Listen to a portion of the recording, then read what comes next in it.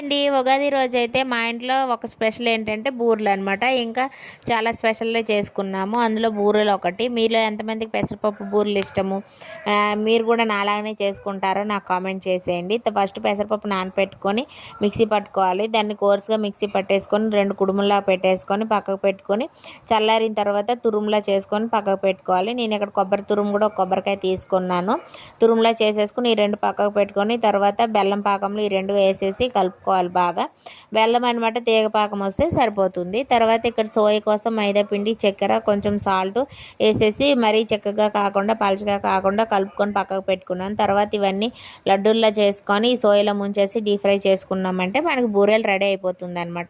పెసరపప్పులు super టేస్టీగా ఉంటాయి అనమాట. మీలో ఎంతమంది పెసరపప్పు బూరెలు ఇష్టమో నాకు కామెంట్ చేసేయండి.